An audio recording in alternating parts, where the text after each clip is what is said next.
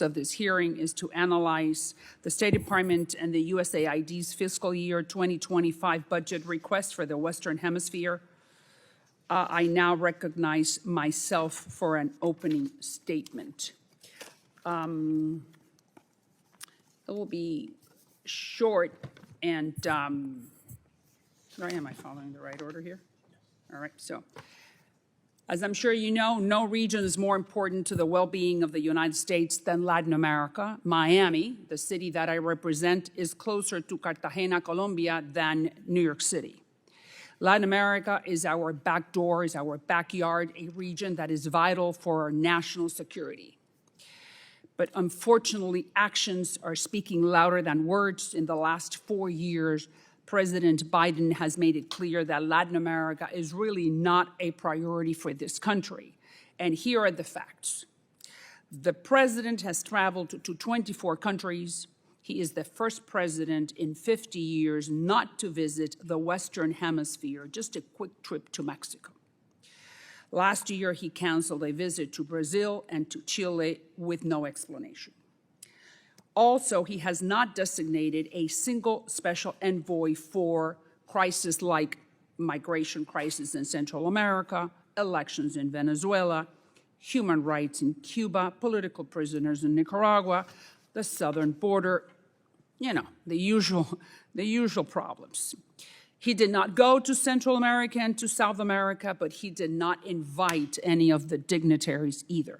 What do I mean by that? One of the highest honors given to a foreign dignitary is holding a state dinner at the White House. And you know, at least one country in every continent has had a state dinner except for the Western Hemisphere. And when he speaks to the nation through the State of the Union, there is no mention of Latin America. In the meantime, unfortunately, the Chinese are filling the void. In the last 4 years, Chinese investment has increased by 300% in the region. In 2022 alone, $450 billion in Chinese money have gone to Latin America. And for this reason, today, China has surpassed the United States as the top trading partner in the region. That is a problem for our national security. On top of that is disastrous for our economy, national security, and for the well-being of our allies that are always yearning to do business with the Americans. If we lose Latin America to the Chinese, who are not really very nice actors, we are definitely in trouble, and we lose here at home. So I think that you agree with me that we have to wake up and defend and embrace and be part of this hemisphere in the future years. So I now recognize the gentleman from Arizona, Mr. Stanton, for any statements he may have. Thank you for being here in lieu of Ranking Member Castro. Thank you very much, Chair Salazar, for hosting this important hearing. Thank you for the witnesses for being here today. The Western Hemisphere is a critical region for the United States, full of our top trading partners and incredible potential for nearshoring and economic growth. But we must be clear-eyed about the challenges. The President's budget recognizes the importance of the region, requesting an additional 7.9% in funding for critical priorities, tackling the flow of fentanyl, improving the rule of law, and addressing the root causes of migration. It is disappointing that the appropriations bill the House voted on just a few weeks ago cut the international affairs budget by 12%. It decreases developmental assistance by over 30%, eliminating all funding for safe mobility offices and underfunding the operations and staffing of the State Department and the U.S. Agency for International Development. It is an unwise strategy at a time when our strategic competitors continue to grow their influence in the region.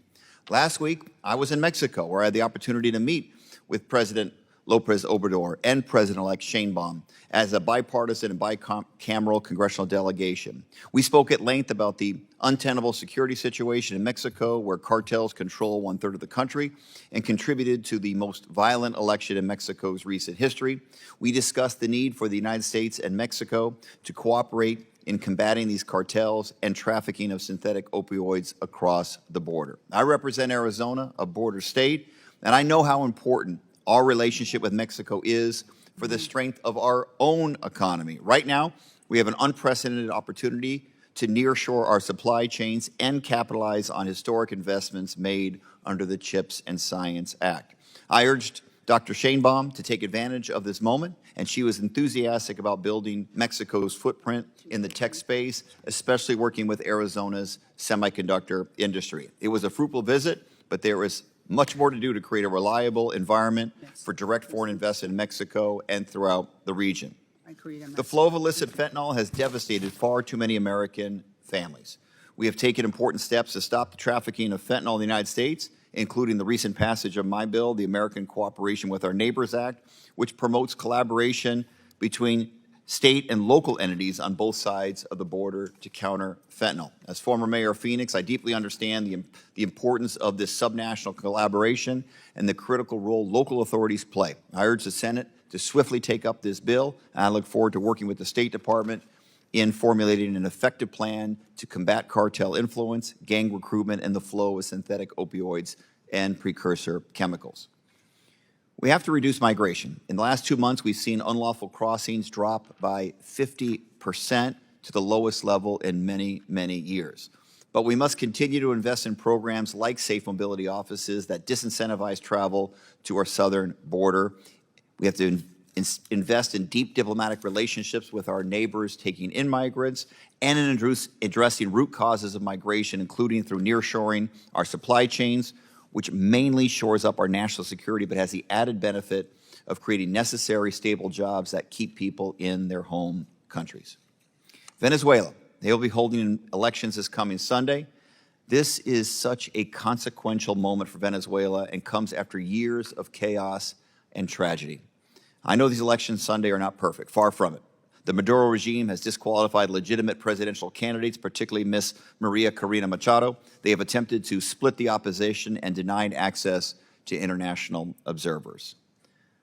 But the elections still represent the best opportunity for the Venezuelan people to make their voices heard. The opposition, including Ambassador Edmundo Gonzalez and Ms. Maria Corina Machado, should be commended for their resolve in the face of these actions. And I think the Biden administration, including the State Department, USAID, and the National Security Council, deserves immense credit for doing the hard work of diplomacy to bring us to this important point. I look forward to hearing from our witnesses on our efforts to support democracy in Venezuela and what we can expect on Sunday and the days to follow. Thank you, Madam Chair. Thanks to you, Congressman Stanton. Other members of the committee are reminded that opening statements may be submitted for the record. Today, we have witnesses from the State Department, the USAID, who handle U.S. foreign policy in the Western Hemisphere for the Biden administration.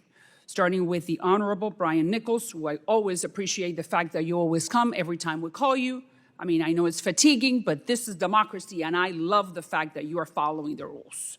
He is the Assistant Secretary of State for Western Hemisphere Affairs for the Bureau of Western Hemisphere Affairs within the United States Department of State. And the Honorable Julieta Valls Noyes is the Assistant Secretary for the Bureau of Population, Refugees, and Migration at the United States Department of State. And Mr. Michael Camilleri is the Acting Assistant Administrator for the Bureau of Latin America and the Caribbean for the United States Agency for International Development. And thank you for being here today. Once again, I extend the welcome and the thank you for both of you being here. Your full statements will be made part of the record, and I'll ask each of you to keep it to 5 minutes in order to allow for time for members to pose their questions. I now recognize the Honorable Brian Nichols for his opening statement. Chairwoman Salazar, Ranking Member Stanton, members of the committee, thank you for the opportunity to testify today on the administration's fiscal year 2025 budget request for the Western Hemisphere. The President's budget request includes $2.2 billion in foreign assistance for the Western Hemisphere that addresses the hemisphere's most pressing challenges, from democratic resilience and irregular migration to economic growth and climate change. Our approach is rooted in the administration's commitment And the request prioritizes increasing resources for Haiti, migration management, sustaining assistance for Central America, and support for democratic actors, building Caribbean countries' climate and economic resilience, advancing a positive economic agenda across the hemisphere, and countering the influence of the People's Republic of China. Haiti is 650 miles from the United States. We share close historical, familial, cultural, and economic ties. Supporting Haiti and the multinational security support mission ranks as a top foreign assistance priority. The situation in Haiti remains critical, and our funding is essential to improve security on the ground, lay the groundwork for free and fair elections, and encourage additional financial and personnel contributions from other international donors. The 2025 request includes $356.7 million for Haiti across multiple accounts, including funding to support the multinational security support mission. Under the Los Angeles Declaration on Migration and Protection, endorsed by 22 countries in the region, we have affirmed our collective commitment to respond to migration and forced displacement across the region. The FY 2025 request includes $218.7 million in development, economic, health, and security assistance to ensure the Department of State and USAID can sustain and expand regional efforts to manage migration safely, humanely, and effectively. As we address democratic challenges in the region, we also endeavor to unlock the region's economic potential and ensure democracies can deliver prosperity to their citizens. The Americas Partnership for Economic Prosperity represents a pivotal initiative to support economic growth and strengthen our affirmative offer in contrast to our strategic rivals. We also emphatically support a capital increase for IDB Invest, and the administration's budget requests $75 million as a first payment. A reinforced IDB Invest will deliver on key U.S. objectives for the region by bolstering private sector-led growth, building resilient supply chains, creating economic opportunity for entrepreneurs and the middle class, and offering a transparent and accountable alternative to PRC lending in the region. APEP also supports a transparent procurement and regulatory frameworks that open opportunities for our partners and enable them to rely less on the PRC. Central America remains a focal point for our foreign assistance strategy. The FY 2025 request provides $658.6 million in state and USAID bilateral and regional funding, robustly resourcing the 5 pillars of the U.S. strategy for addressing the root causes of migration in the final year of the President's commitment to provide $4 billion over 4 years. This funding will deepen our engagement on priority issues such as migration and security cooperation. It will also foster inclusive economic growth, combat corruption, and safeguard human rights. Through the root causes strategy, we work with diverse partners, including civil society and the private sector. Vice President Harris's Central America Forward initiative has mobilized over $5.2 billion in private sector commitments that have already created over 70,000 jobs in Central America. By addressing the root causes of migration, we aim to create a more stable, prosperous region where citizens can thrive in their homelands and benefit their communities while avoiding the dangerous journey of irregular migration. The Caribbean remains another critical area of focus. The FY 2025 budget provides over $190 million across various accounts to strengthen the region's ability to withstand climate shocks, respond to natural disasters, build energy resilience, and support conservation efforts. The restoration of democracy in Venezuela remains at the center of our foreign policy. We continue to harness all diplomatic tools and leverage sanctions to this end, including working with Venezuelans and regional and international partners to encourage Maduro and his representatives to hold a competitive and inclusive election on July 28th. The FY 2025 request includes nearly $54 million to support these and other efforts, including critical health support.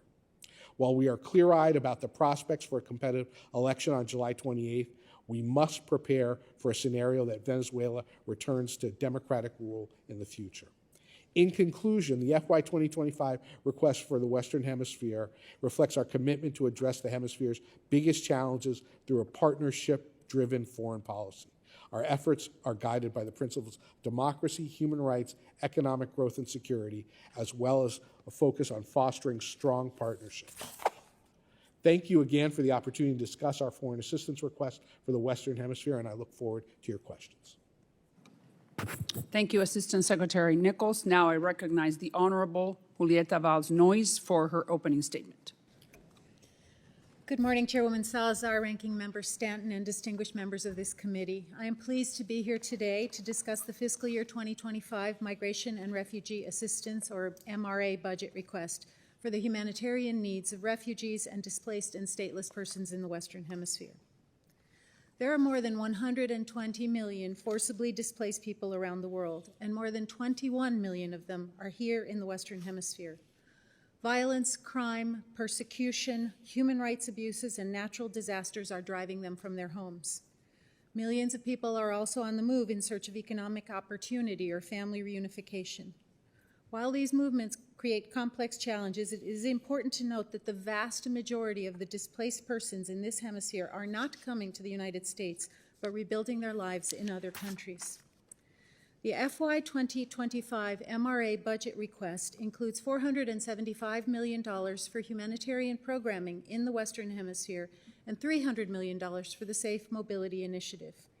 It would provide life-saving assistance for those in need and help integrate refugees and vulnerable migrants into communities closer to their countries of origin.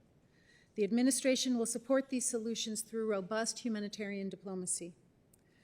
The request advances a holistic approach to forced displacement and migration management in the Western Hemisphere. The funding in the budget request is intended to strengthen national asylum, registration, regularization, and integration frameworks, prevent the forcible return of persons to a place where they would be persecuted or tortured, protect and assist the most vulnerable refugees and migrants, and increase refugee resettlement and other lawful migration pathways. The MRA funds Congress has generously provided in this and previous fiscal years have had a significant impact in stabilizing displaced populations and host communities throughout the hemisphere. By strengthening access to legal status, including asylum and regularization, displaced people in the region can find employment and stability in their countries of first refuge, rather than undertaking dangerous journeys north. For example, PRM has provided nearly $400 million since 2021 to support over 2.5 million Venezuelans settled in Colombia. Supporting legal status and integration of displaced persons in partner countries is a critical aspect of our strategy. The Bureau of Population, Refugees, and Migration also continues to prioritize assistance to people with dire needs. This budget request supports our core mandate to provide life-saving assistance and protection to refugees, asylum seekers, vulnerable migrants, and stateless persons. It will fund water, nutrition and hygiene support, urgent health care, and basic humanitarian aid to the most vulnerable, where they are. It will help reunify displaced, separated children from their families, provide medical and psychosocial support to survivors of gender-based violence, and help meet the basic needs of especially vulnerable refugees and displaced populations. To increase regional cooperation, PRM also supports our partners' humane migration management, strengthening their protection systems, policies, border management, and emergency response preparedness. For example, our programs in Costa Rica, Guatemala, and Honduras have advanced adoption of new national strategies for safe, orderly, and humane migration management. The budget request will also strengthen lawful migration and protection pathways, providing a critical alternative to irregular migration. The Safe Mobility Initiative facilitates access to information for migrants about local integration and other options to prevent irregular migration. It supports safe and lawful migration pathways, so refugees do not have to undertake dangerous journeys in search of safety. For those with protection needs, the Safe Mobility Initiative has provided expedited refugee resettlement to both the United States and other countries. Safe Mobility offices are operational now in Colombia, Costa Rica, Guatemala, and Ecuador. In closing, I'd like to thank the members of this committee for the opportunity to discuss the President's budget request. The United States humanitarian diplomacy, assistance, and durable solutions are key aspects of our approach in this hemisphere. PRM advocacy also encourages other governments to step up as hosts, donors, and resettlement countries to protect the most vulnerable.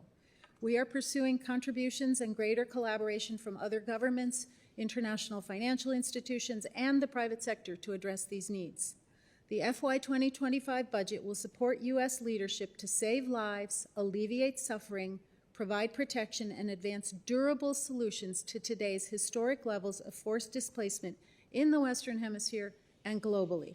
I appreciate your support and look forward to your questions. Thank you, Assistant Secretary Noyes. I now recognize Mr. Camilleri for his opening statement. Chair Salazar, Ranking Member Stanton, members of the committee, thank you for the opportunity to discuss the President's fiscal year 2025 budget request for Latin America and the Caribbean. This is a pivotal moment. Our investments today will shape the region and our own national security for decades to come. In Haiti, USAID programs continue despite significant challenges on the ground, providing humanitarian and food security assistance, supporting health clinics, expanding economic opportunity, and strengthening citizen security. With support from the Multinational Security Support Mission, the Haitian government is taking steps towards stability and paving the way for free and fair elections. USAID is supporting these efforts, including by providing identification cards that will facilitate more than 2 million people voting.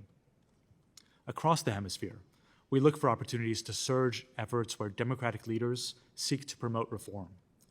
The budget request prioritizes this approach in the Dominican Republic, Ecuador, and Guatemala, which is rejecting corruption and the PRC's economic coercion in favor of accountability and inclusive economic growth. In more challenging environments, USAID supports the civil society groups documenting abuses and fighting for individuals' human rights and fundamental freedoms.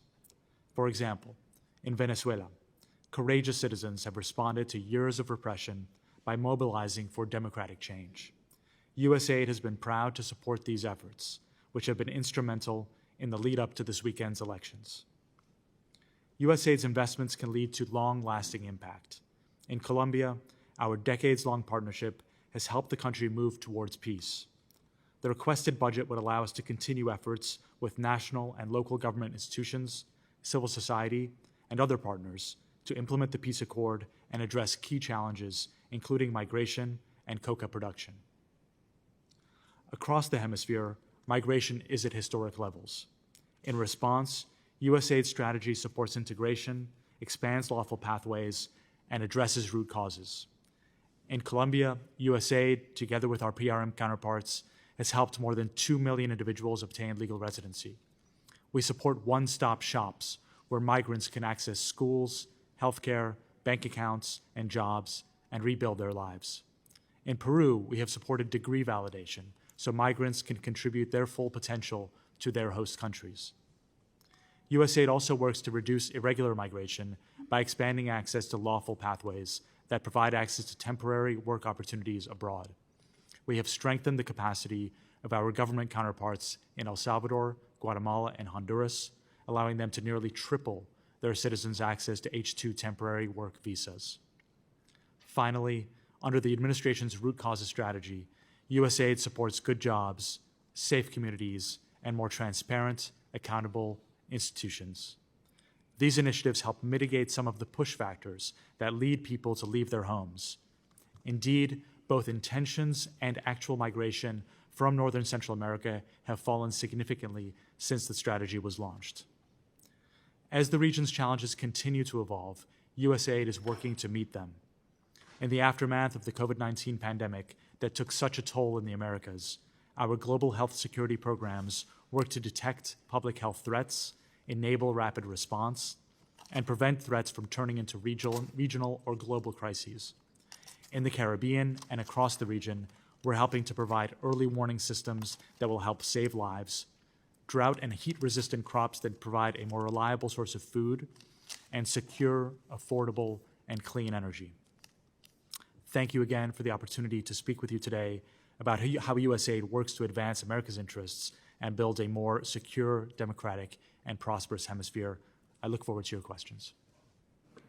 Thank you, Mr. Camilleri, and I recognize myself for 5 minutes of questioning.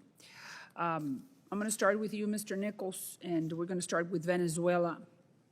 We're 4 days away, probably from the most important event in the recent history of that country. Edmundo is the opposition. He is leading the polls by 30 points, according to what we have access to. That means around 3 million votes. You and I know that President Maduro is in the business of power, and his intention is not to concede, but he is at a major disadvantage. So my question to you is, do you know what type of fraud they are planning to put together? What are they planning to do? Stuff the ballots, change the starmatics, el voto asistido, asking for a photo of your ballot. I mean, whatever. What info do you have? Do you recognize first and foremost that they're going to try to steal the election? Yes or no? Thank you, Madam Chairwoman. Well, we've already seen important steps that the Maduro side has taken, disqualifying 2 earlier opposition candidates, harassing opposition campaign workers, arresting them, vandalizing vehicles, punishing people that provide support. So we've already seen. So let's put that aside. I understand, I agree with you that they tried, but now we're in the show. So how are they going to try to steal the show? What info do you have?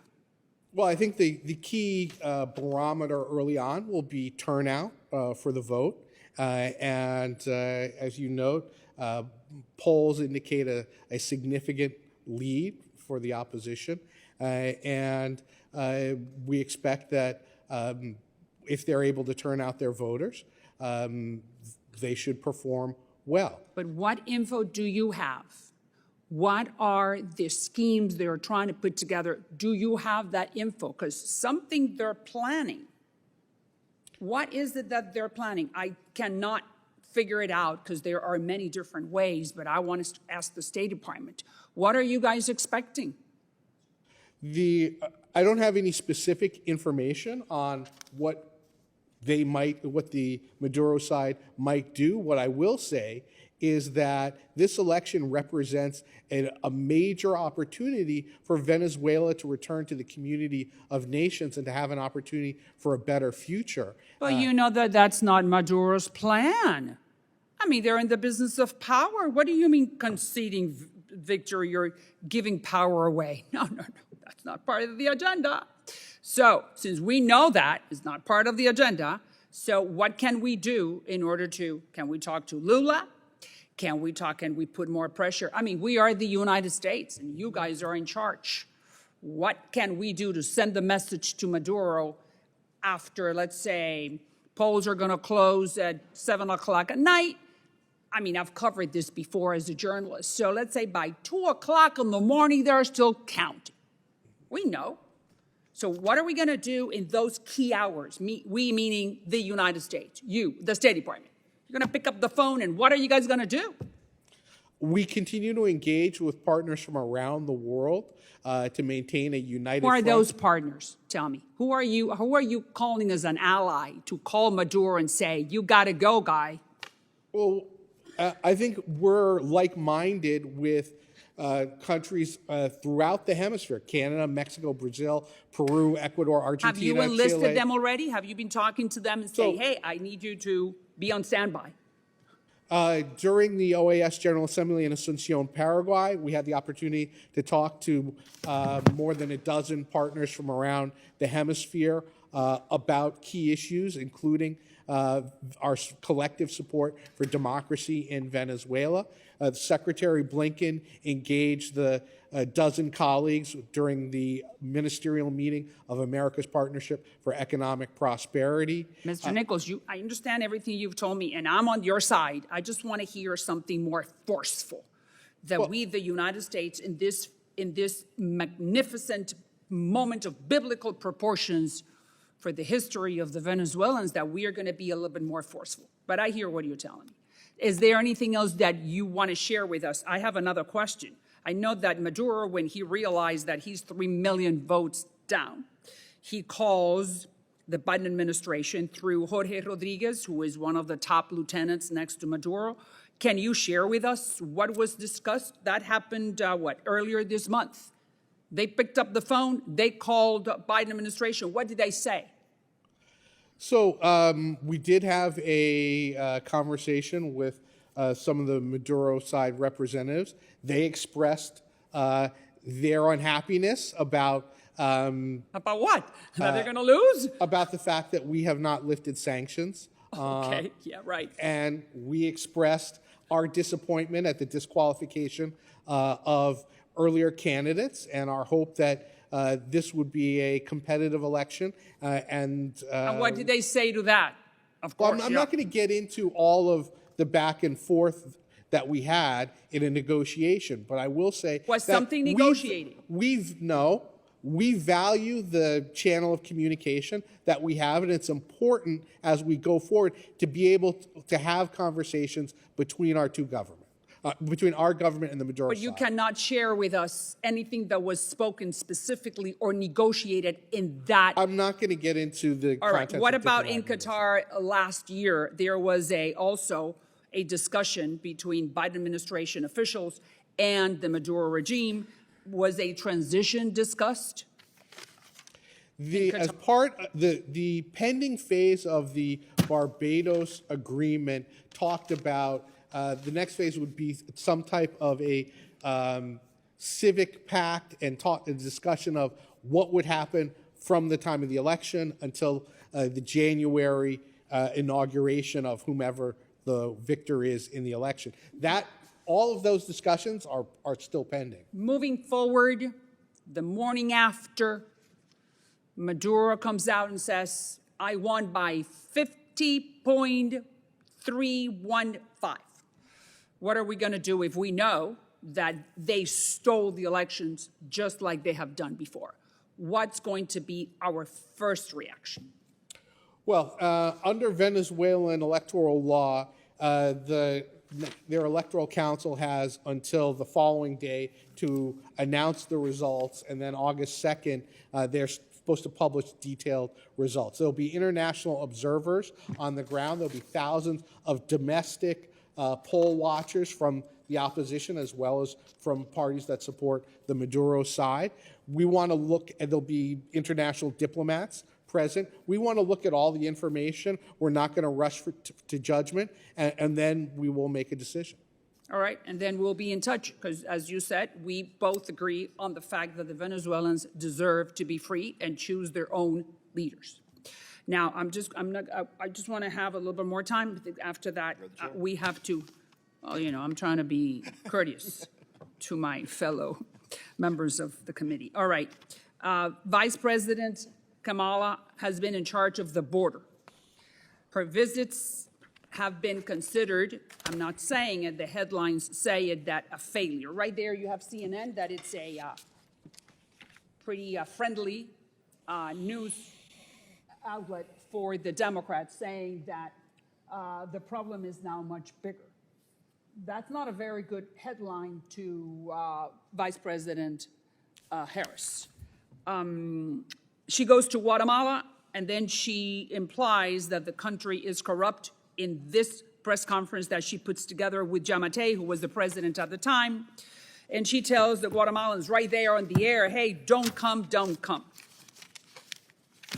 Then she was assigned to go to El Salvador, where real progress, we met in El Salvador, has been made to address the root causes of migration.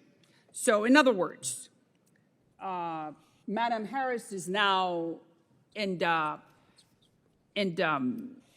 very peculiar position. Probably everything indicates that she's going to be the nominee for the Democratic Party. And I just want to ask you, what grade would you give her?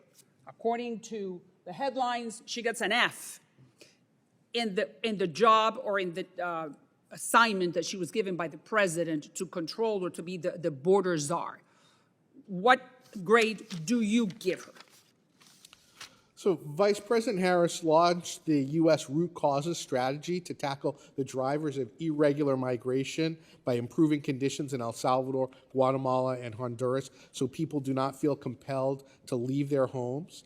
She leads the implementation of this strategy. The root causes strategy is on track to provide $4 billion in U.S. investment to the region over 4 years. Mr. Nichols, she hasn't even gone to the border.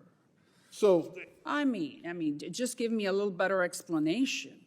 arrivals at the U.S. border from the countries in Central America are down dramatically But over that the was last 5 4 minutes years. ago. I mean, that happened 5 minutes ago during 20, 21, 22, 23. We know reality.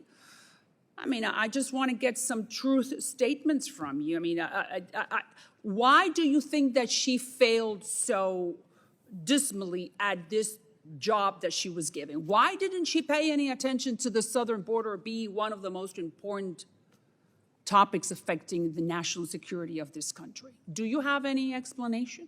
I think this has been a dramatic success. We've seen double-digit drops in arrivals at the U.S. southern border from every country we measure, up to 96% drops. Even the Central American country that's had the lowest drop is still a 26% drop over the last year. Arrivals at their lowest level since before this administration took office. Vice President has mobilized over $5.2 billion in commitments for investment in the region, generating over 70,000 jobs. You are a great through soldier. Private sector. I think you're doing a investment great in job. the Let me just, region. you're doing a great job. I think that they are really definitely going to reward you for your assistance in this hearing. Let me just go to Colombia now.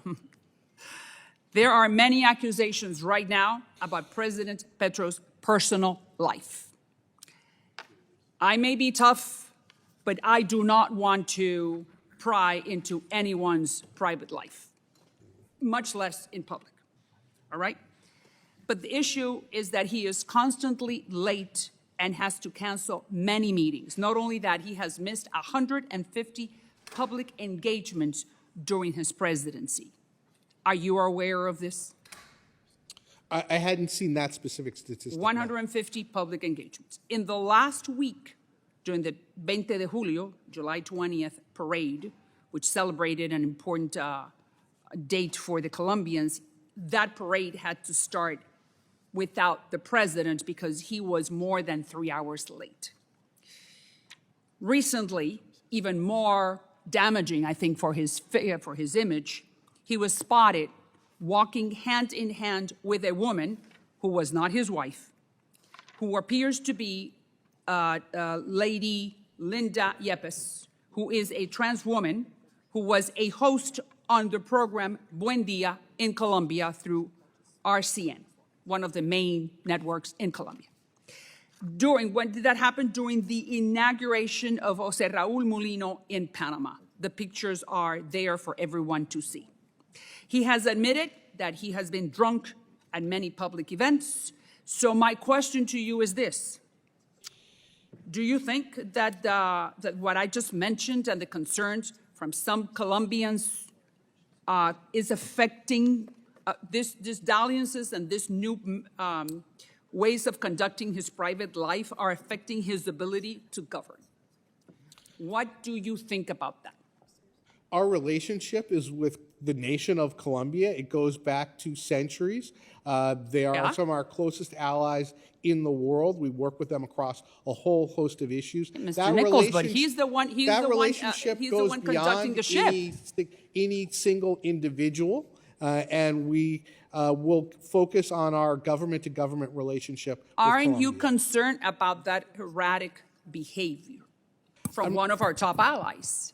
I'm not in a position to verify or to comment on the specific allegations. So that you why don't we then, after the hearing, we could have a conversation and we can continue talking about this because this is just not, this type of behavior is not very presidential for an ally as close as you just mentioned. I'm going to yield back so I can give an opportunity to gentleman from Arizona, Mr. Stanton, and thank you very much for your patience. I yield back. Thank you very much, Madam Chair. I think we have votes that we're going to have to go to in just a moment.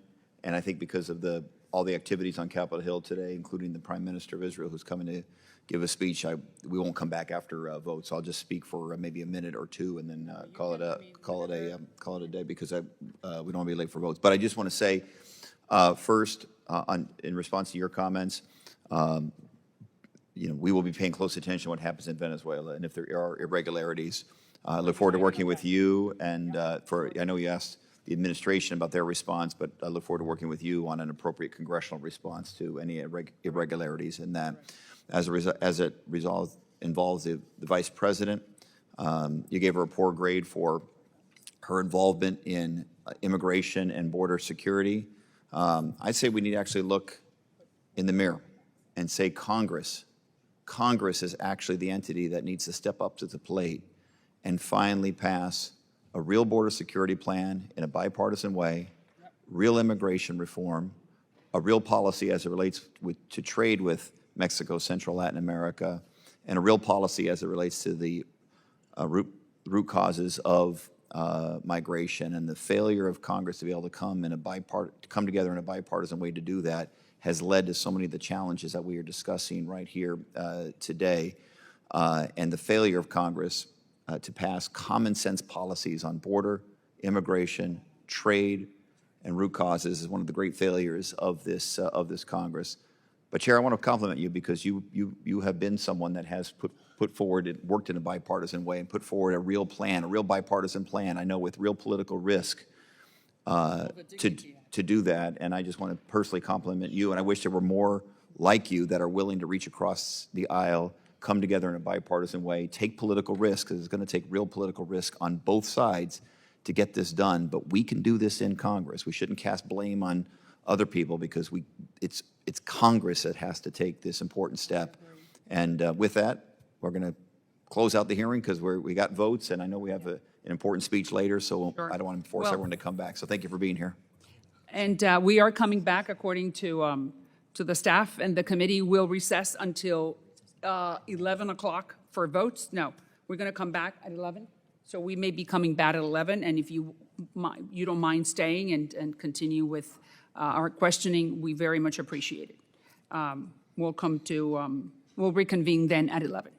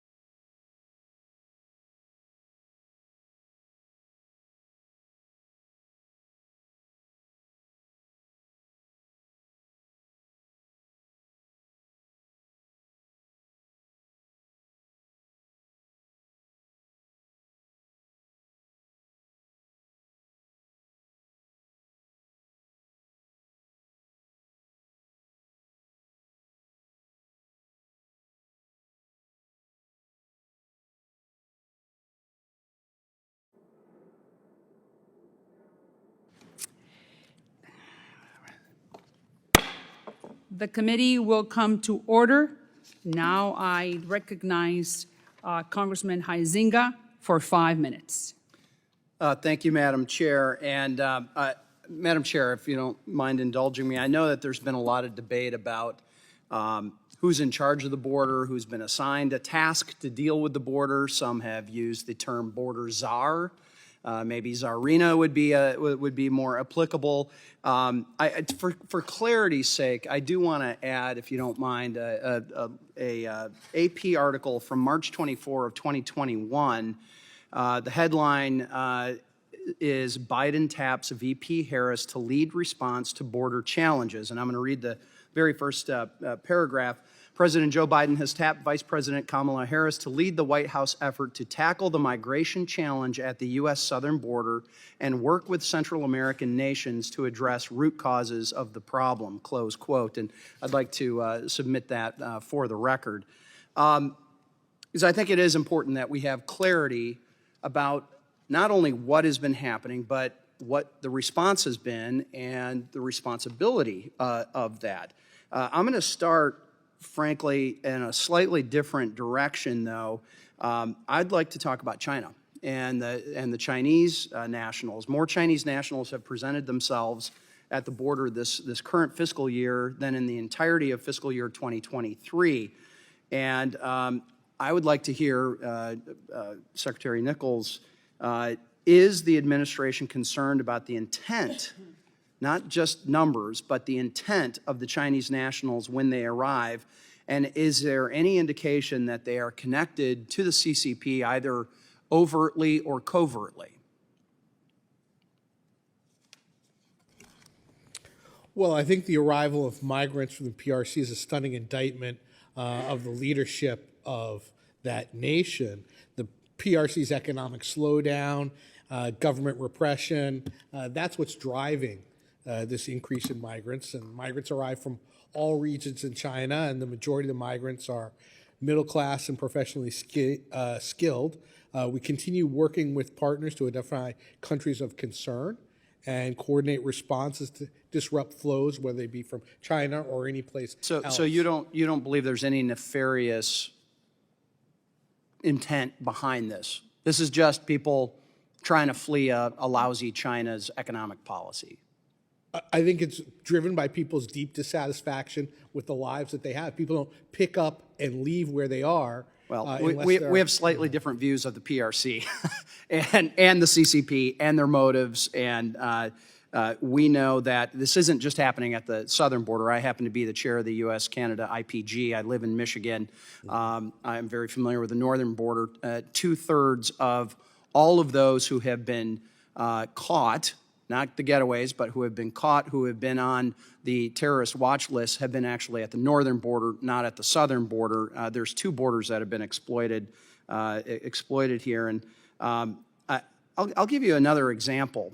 So my wife used to be Canadian, has family in Canada. I'm sure you're familiar with what a Nexus card is, correct? Okay, Nexus card is a unique joint U.S.-Canada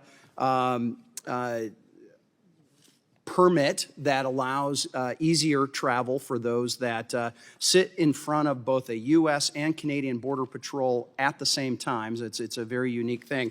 So recently, while my wife was getting her Nexus card, I was with her and was talking to one of our Border Patrol agents in Detroit. And I said, hey, do you mind if I ask you a couple of questions? About 3 questions in, he looked at me and said, what do you do exactly? Because it was fairly specific in my questions. And he was indicating to me that, my question was, is the northern border more vulnerable because of what's been happening at the southern border? And he said, absolutely, sir. He said, we have mandatory 6 months rotations. It's voluntary at first, but if they don't have enough spots to fill, they are moving us off of the northern border down to the southern border. And he happened to be in the El Paso area for 6 months, just recently. He recounted a story about how a family showed up from Brazil, said they were very well dressed, very nice luggage, and we started asking them and interrogating them, what are you doing? And where do you plan to go? Well, it turns out, according to him, turns out that this family, almost everybody in the family could get a visa, except for the dad. They were trying to go to Disney World. I kid you not. So they all flew to Mexico and decided to come across the border. They did their vacation, and then, according to him, presumably they left, because he said they gave us no indication that they actually wanted to stay in the country. This is how porous the border is right now, and how ineffective, in my opinion, the enforcement of current law has been, where we have potentially people looking to come to the United States for vacation purposes, not just economic purposes, but we have such a reputation for what's going on. And I cannot fathom, this family from Brazil may not have had nefarious reasons to be here. They wanted to go see Mickey and Minnie. But guess what? The people from China and from a lot of other places may not have that same motive. And what I'm trying to figure out is how this administration can argue that after hundreds of millions of dollars has been spent in Central America to curb migration, we haven't seen that. After all of the other, quote, additional enforcement, we're seeing a clearly more porous border than we ever have. And how do I look at my constituents and my taxpayers and say, this isn't a waste of your money? I mean, that's what we're here today to talk about, right, is the request from state about getting more money to put into these programs, which I would argue have not been effective. So please try to convince me here briefly. So with regard to Central America and our root causes strategy, I just note over the last 12 months, arrivals from nationals from Guatemala are down 75%, from Honduras down 86%, and from El Salvador down 27%, and they were already at a very low level. Any of that seasonal?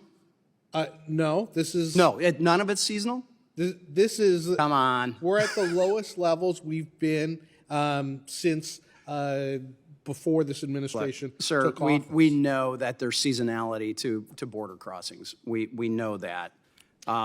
The other there thing, were 400,000 legally inadmissible aliens that we know about that that the mass parole program has allowed. 400,000 legally inadmissible aliens have been flown directly into the interior of the United States. I actually have a bill that would require you all to report to members of Congress and to governors when that happens, because we're in the dark. We don't know about that until they land. We've had examples of that in Michigan as well. And by the way, Madam Chair, I'm sure you are very well aware of this. Numerous migrant caravans of thousands of people are still continuing to go. On Monday of this week, the AP reported that another migrant caravan left southern Mexico on foot, heading for the U.S. border. And the article states, quote, some of the members of the group said they hoped to make it to the U.S. border before elections are held in November because they fear that if Donald Trump wins, he will follow through on his promise to close the border, close quote. That's the AP. That does not sound like a border under control to me, or an actual working strategy. So that is part of my hesitancy in granting more, hundreds of millions of dollars more to these programs. I'm well over my time, Madam Chair. I appreciate the indulgence, and I yield back. Thank you, Congressman Huizenga. Now I recognize Congressman Self for 5 minutes. Thank you, Madam Chair. First of all, I would point to one of your comments about Haiti and moving towards stability, that Haiti has been unstable for decades. And I will point you to the Chicago Cubs fans. They thought it was going to be different next year for decades. It finally was, but it took decades for it to be different. I think using the word stability in the same sentence as Haiti is a rosy projection at best. I've heard nothing but rosy projections from all three of your testimonies here. And yet we know, if every report is right, that the CCP is making tremendous gains throughout the Western Hemisphere. So the first question is, I want to know what kinds of activities does the Countering PRC Influence Fund support in the region, and what impact do you think that has? Mr. Nichols? So among the things that we seek to do is educate populaces on the reality of the deals on offer from the PRC, whether that's investment or media or cultural centers, and educate people on what's really on offer, what the terms of credit that their countries might receive. We seek to provide financing for key infrastructure projects and other investments in countries in the region. That's a great point. So what is your percentage of the PRC spending in Western Hemisphere? Sorry, I'm not sure I understand the question, sir. How does your spending compare to the DFC or whatever? What is our soft power spending in the Western Hemisphere? How does it compare to what CCP is spending? Yes, ma'am. Sir, I could speak to that perhaps in the space of humanitarian assistance. Well, I'm looking at a total cost. I think we are being vastly outspent. And frankly, in one of our previous hearings, the State Department was bragging about being the chief investment partner of the Western Hemisphere instead of the chief trading partner. And I think that bodes us no good. Now, Argentina apparently has most of the rare earth minerals that we need. And rare earth minerals, frankly, are not that rare.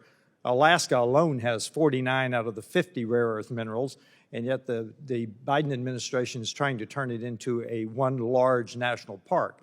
But Argentina has many of them as well. So what would you do to try to get us rare earth minerals, of which China controls some 90% around the world? So as long as we're talking about investment in South America, what would you do to try to get us rare earth minerals out of Argentina? Because we now have a government that I think would be amenable to that idea. We have an excellent relationship with the Malay government in Argentina. Under the leadership of Undersecretary Jose Fernandez, we have engaged in discussions about promoting U.S. investment in the critical mineral sectors in countries like Argentina, Chile, Peru, and around the region. That means engaging partners, ensuring that policies are in place in countries that welcome foreign direct investment and U.S. investment.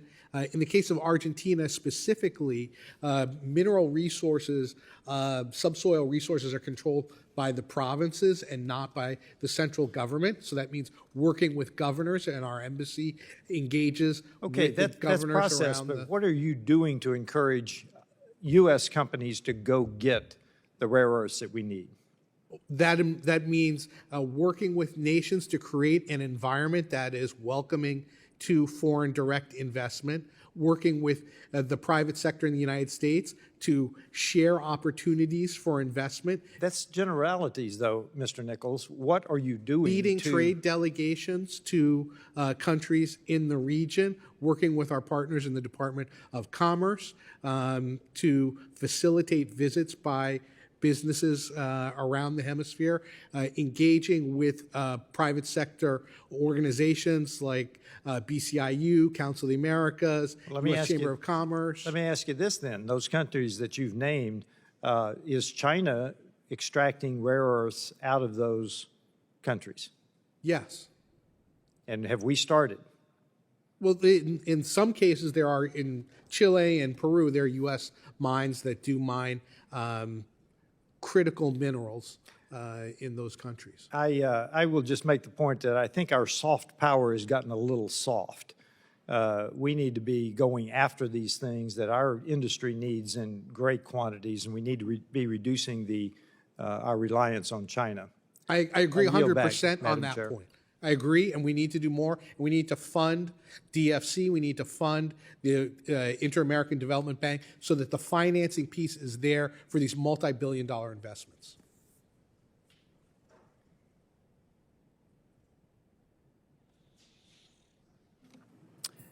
Thank you, Congressman Self. Now I recognize Mr. Stanton from Arizona for 5 minutes. Thank you very much, Madam Chair. During last week's congressional delegation trip to Mexico, I did have the opportunity to speak with President-elect Sheinbaum about the security situation in Mexico and the power that cartels yield to inflict violence and ship fentanyl illegally across our border. We have an opportunity now to curb cartel activity. In most of Mexico, police act as first responders, but they don't investigate crime. That is instead led by prosecutors' offices that are too small to effectively investigate and prosecute crime. As mayor of Mexico City, Dr. Sheinbaum allowed police to investigate crimes and hire more investigators, worked with the United States security officials, and ultimately reduced crime by almost 60%. We need to seize this opportunity for deeper cross-border collaboration to combat the cartels, including and especially stopping the flow of illicit fentanyl.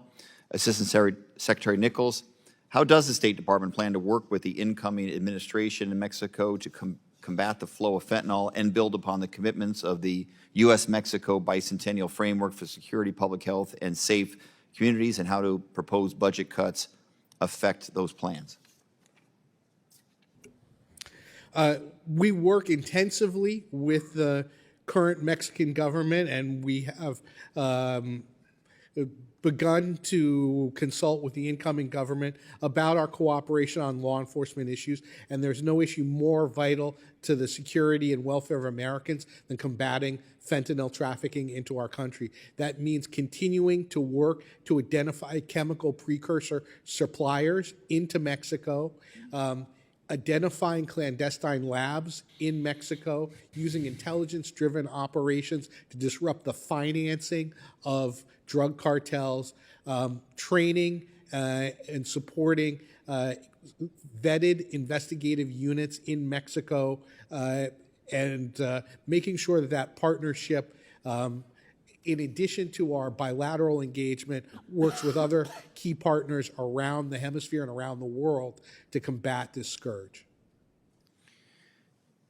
This is a key moment in the relationship with Mexico, Central Latin America, particularly on the issue of the nearshoring opportunity, this unique nearshoring moment, capitalizing growth with our trade partner, Mexico, and preparing for the upcoming review of the United States-Mexico-Canada Agreement, USMCA. Earlier this month, this committee, in a bipartisan way, passed reauthorization of the BUILD Act, which allows the Development Finance Corporation more flexibility to invest in Latin America, including in the semiconductor industry. These investments would shore up U.S. national security, give the United States more tools to compete with China, and create stable jobs in Latin America that contribute to a regional semiconductor ecosystem. Assistant Secretary Nichols, how does nearshoring bolster our national security, and what can be done to ensure regional security in the Western Hemisphere, creating a more reliable business environment and limiting crossings into the United States? Diversified supply chains provide greater security to the United States. We've already seen what can happen when a region of the world or international trade is disrupted, as it was during the pandemic. Having supply chains closer to home means that we will have access to those important inputs and resources for our nation. It creates good, high-paying jobs in our region, which gives people an incentive to stay at home rather than migrate to the United States. It creates economic growth that strengthens democracy and provides better trading partners for the United States. Recently, Secretary Blinken hosted foreign ministers as part of the America's Partnership for Economic Prosperity. 11 other foreign ministers were there talking about how we can promote these measures in the Western Hemisphere, including from Mexico, as well as Central American countries that are attracting investment like Costa Rica and the Dominican Republic. Safe mobility offices, they help to reestablish operational control at the southern border, and they disincentivize travel to our southern border. To date, 4 existing SMOs in Colombia, Costa Rica, Ecuador, and Guatemala have processed more than 21,000 people. USCIS recently told my office that strides made by the SMOs are, quote, proof of concept, but acknowledges that there is room to grow, room for improvement. Assistant Secretary Noyes, what resources are required to expand the impact and reach of the SMOs and preserve regional security? And how is the administration engaging governments around the world on SMO activities? Thank you for the question, Congressman. The administration request for a Safe Mobility Initiative in fiscal year 2025 is $300 million. Those funds would be used to manage the operations of the Safe Mobility offices, but in addition to that, we're engaging in robust diplomacy with our partners, including through the Resettlement Diplomacy Network, which is an informal grouping of countries to enhance refugee resettlement by our partners. We recently led a visit by a number of partners from Europe, the Americas, and Asia to visit the Safe Mobility Office in Colombia. And part of our effort will be to continue to expand that outreach and to expand the opportunities for other countries to provide lawful pathways to migrants within our hemisphere to their regions. There are a lot of countries in the world that have labor shortages and that could provide safety as well as labor opportunities for those migrants. So this is an opportunity that allows everyone to win. Thank you very much. Madam Chair, I yield back. Thank you, Congressman Stanton. And I'm going to then recognize myself for 5 minutes. I have a question for each one of you. I'm going to start with you, Mr. Nichols, about El Salvador. You and I, we were at the second inaugural for President Bukele. We agreed that the guy has done a great job, that he has secured and eradicated the roots of violence in El Salvador. Now he's starting a second phase to bring prosperity and to bring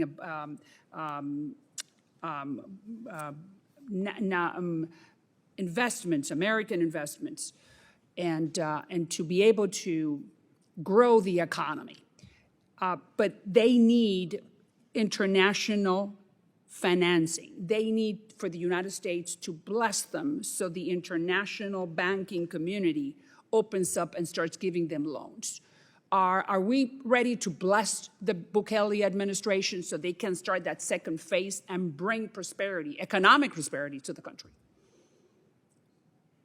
So we very much want to work with the government of El Salvador to promote economic growth in the country. I think among the challenges to increasing the levels of foreign direct investment in El Salvador are ensuring that the system of rule of law in El Salvador is transparent and gives investors equitable treatment, and that's something that we want to work with this government on. And I know from the conversations we had when we were in country at the same time that President Bukele is interested in working with us on that. Are we interested in working with him? Yeah, yes. We had a high-level delegation to his inauguration, and we want to work with his government on these issues. There are a number of things that we think will improve the economic situation in El Salvador, but the United States is not the only actor in this space, and obviously... But you know it's always the most important one, because everyone wants American companies to go and set up shop and absorb some of the labor force and bring prosperity. You know, the Americans, that's why we're in this hearing, because everyone wants to deal, everyone meaning the Western Hemisphere, wants to deal with the Americans. Not only American governments, but the American companies, everything that says USA. Do you agree? Well, let me give you a specific example of a concern that we express, which is limitations on the use of cloud servers in the financial services sector. So that means that the most secure ways of storing financial information are not available to U.S. companies or their customers for things like mortgages, for example. So all that information has to be stored in El Salvador under their current laws. Allowing cloud data services would allow greater security and would meet the high standards that U.S. and other international companies expect. So working with the government of El Salvador to change that requirement is something that would immediately improve the investment environment. Well, those are technical details that I am sure, if there's political willingness, will be able to be worked out. Thank you, Mr. Nichols. Now, I'm going to ask you, Secretary Valls.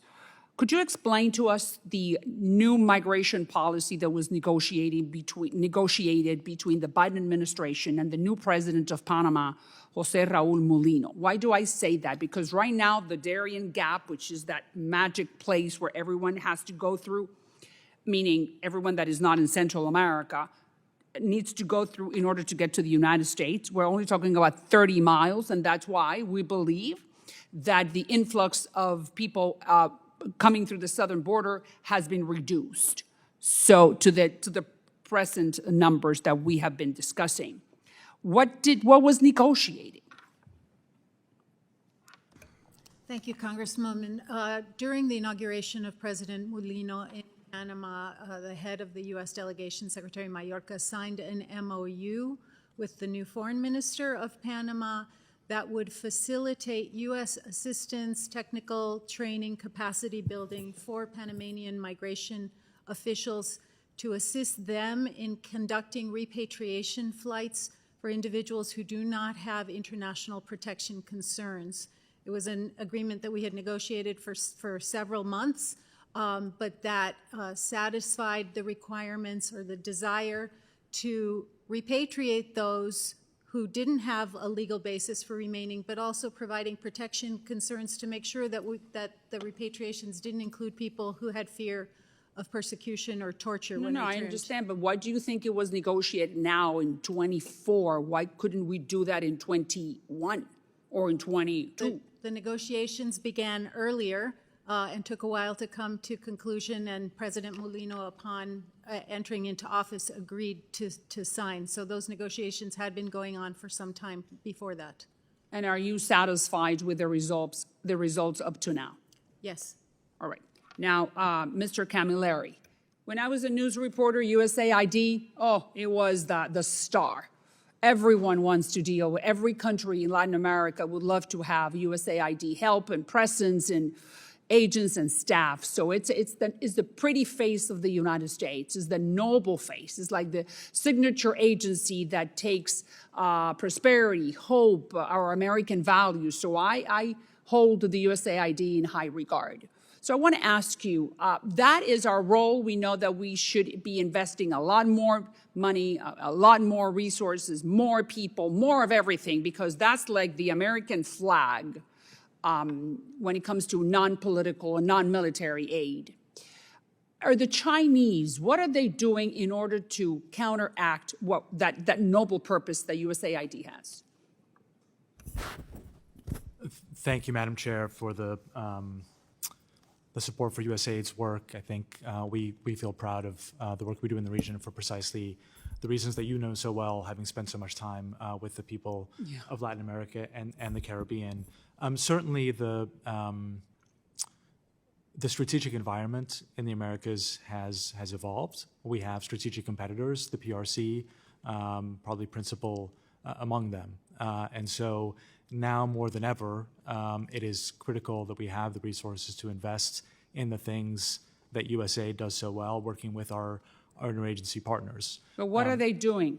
Well, what are they doing that we're not?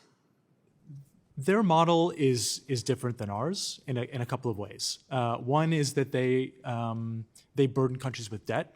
So for every $10 that the Chinese bring to the table, $9 of it is debt and $1 of it is aid. You see right there, look at how noble this country is. Out of 10, 9 we give, 1 we lend.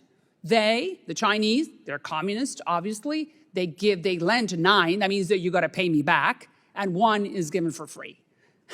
On top of that, I think we're seeing significant. That's important for you to stress. It's absolutely critical and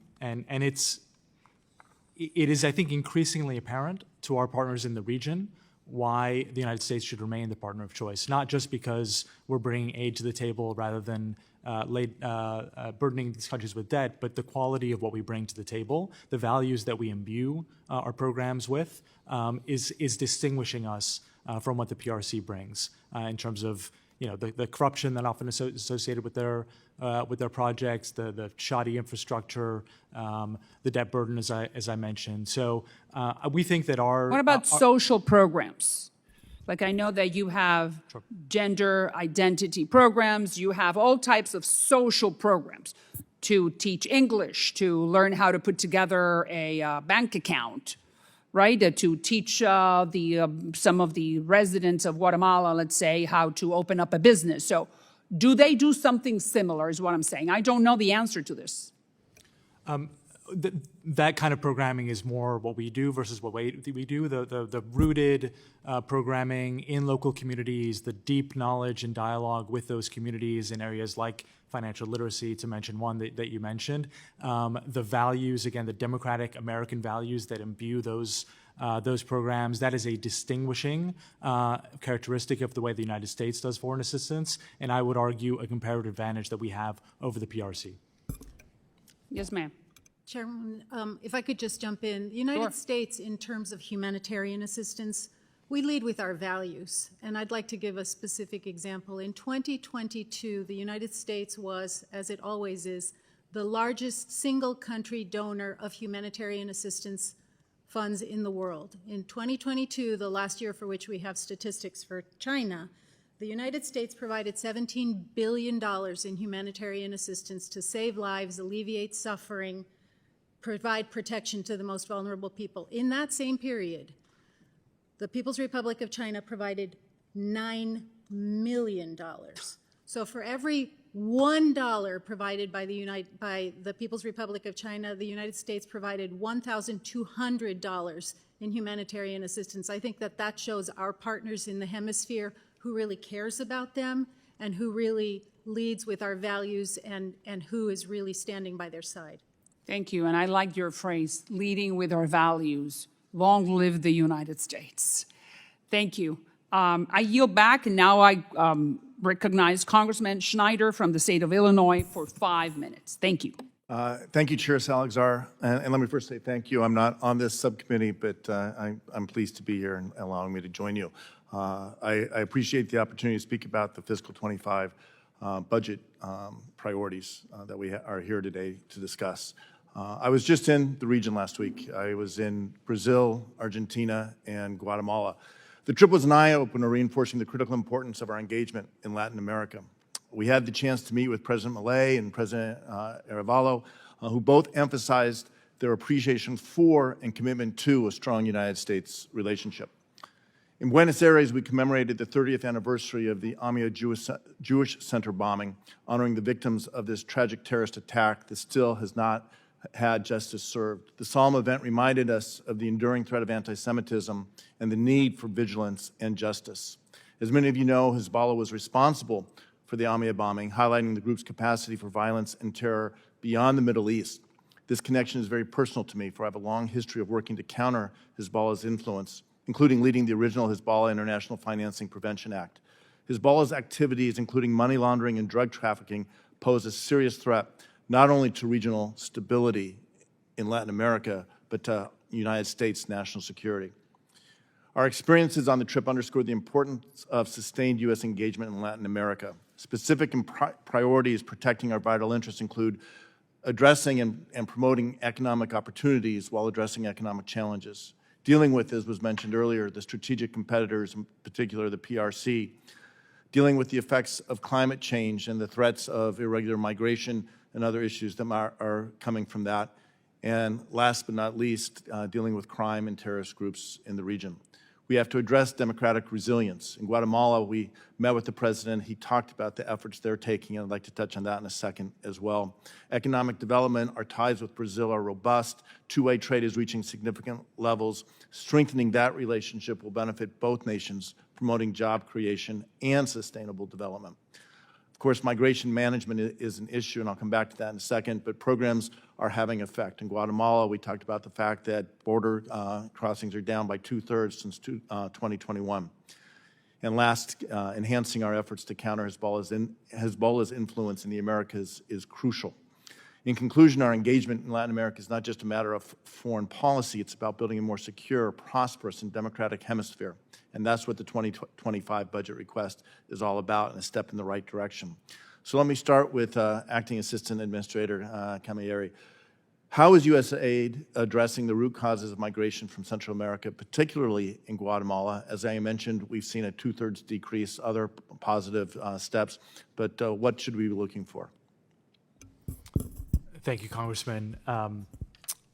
We have seen under the root causes strategy, which was launched in 2021, a new level of attention and resources committed to addressing those root causes of migration from Central America. We've now invested almost $3 billion in that strategy, as well as mobilizing the private sector, as Assistant Secretary Nichols mentioned, to the tune of $5.2 billion in additional investment, 50 companies investing to create jobs in the region. So just to give you some examples of the impact of this work under the root causes strategy, in a single year, USAID helped to create or sustain 90,000 jobs. We reached nearly 500,000 youth through support for primary and secondary education. We kept 175,000 children from growing hungry in the region through our nutrition interventions. The question, obviously, that we often get is, what impact is this work, which is having tangible, meaningful effects on local communities and families, what impact is it having on migration? And there, as you alluded to, I think increasingly we have evidence that we are having an impact. We know, for example, that our workforce development interventions in El Salvador showed a 13% decrease in intentions to migrate. We know that in Honduras, our education interventions kept kids in school, and that those higher retention rates are associated with lower irregular migration rates. And more broadly speaking, as you mentioned, we have seen since the launch of the root causes strategy to today, a 2/3 decline in border encounters from the countries of Northern and Central America. So when we think about the budget environment we're in, and we hear some of the discussion about potentially significant cuts to USAID's budget for the region, we know what that means. That means fewer kids in school. It means more kids going hungry. It means fewer jobs created. It means fewer women and girls protected from gender-based violence. More broadly in the region, less support for public officials and civil society and journalists who are combating corruption and human rights violations. Coastal communities that are more vulnerable to storms and climate change. So, not to mention our the space for transnational criminal organizations and our strategic competitors in the region. So this is tangible. This is real. This really puts on the table the progress that I think we've made over the last few years under the root causes strategy and more broadly in the region, and would just encourage those of you who have the opportunity to consider these questions to think carefully about the impact that we've had so far and the impact we can continue to have appropriately resourced. Great. Thank you. I'm over time. If I had more time, Assistant Secretary Nichols, I would love to talk more another time about efforts to support work in the region to address corruption, like what we were hearing in Guatemala with great success. With that, I yield back. Thank you, Congressman, for your participation. Now I recognize Congressman Self from Texas for the next 5 minutes. Thank you, Madam Chair. Given the background of repression against matters of conscience, faith, the church in Nicaragua, I want to ask you, and I was also struck with your comment about lead with our values. One of our, in fact, it's in the First Amendment, religious freedom. We have both the Establishment Clause and the Free Expression Clause in our First Amendment. So, and please don't wander into humanitarian, education, migration issues. I want to know about the Biden administration support for religious freedom, matters of conscience, matters of faith. Does the Biden administration support religious liberty in the Western Hemisphere? And I want to hear specifics about how they are supporting. And again, I ask you not to wander into humanitarian, education, or migration issues. I want to hear specifics about the religious freedom, because that is one of our leading values. So what is the Biden administration doing to support religious freedom in the Western Hemisphere? Thank you very much. The Biden administration has been focused on a country that has, in Nicaragua, that has deeply abused people of faith. going after Mountain Gateway missionaries, for example, and jailing them.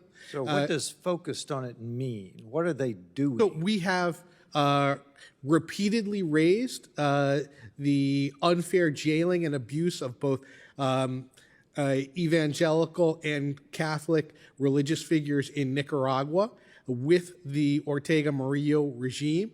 We continue to advocate for the release of all prisoners of conscience in Nicaragua. Can you provide me the proof of that? Do you have letters that you could give me? I would like to see the specifics of what you've been doing rather than just a meeting date. I'll have to consult with my colleagues in the department about providing any specific documentation, but I will absolutely stress that we have raised this on numerous occasions, and we did secure the release of a number of political prisoners, 222 at one time. These prisoners of faith, or were they political prisoners of different political party? Because again, please refrain your remarks to religious liberty. Mm-hmm. So that was a broad spectrum of prisoners, including people of faith. One of the other things I'm very proud of that we've done in the Western Hemisphere is to work to combat anti-Semitism in our hemisphere. I issued a region-wide policy on combating anti-Semitism and directed each of our ambassadors in the field to develop their own anti-Semitism policies. I work hand in hand with Ambassador Lipstadt, and we've persuaded numerous countries in the hemisphere, most recently Paraguay and Guatemala, to name special envoys to combat anti-Semitism, and they signed a joint statement at the anniversary of the Amia bombing. And I appreciate that, Mr. Nichols. That is combating anti-Semitism. What I'm asking about is religious freedom for the citizens of the Western Hemisphere. It is related, but it is not exactly anti-Semitism. You're combating anti-Semitism. I want to know what you're doing to support religious liberty. That's my question. So the State Department as a whole reports on international religious freedom in every country around the world. We raise the issues of freedom of religion with governments wherever we are present. We seek out information when there are cases where people of faith or people who choose not to practice a faith are persecuted. We raise that with the host governments.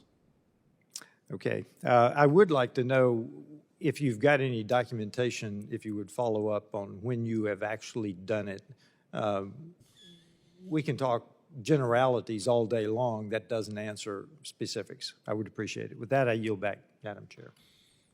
Thank you, Congressman Self, and I thank the witnesses for their valuable testimony and the members for their questions. The members of the subcommittee may have some additional questions for the witnesses, and we will ask you to respond to those in writing. Pursuant to committee rules, all members may have 5 days to submit statements, questions, and other materials for the record, subject to the length limitations. Without objection, the committee stands adjourned.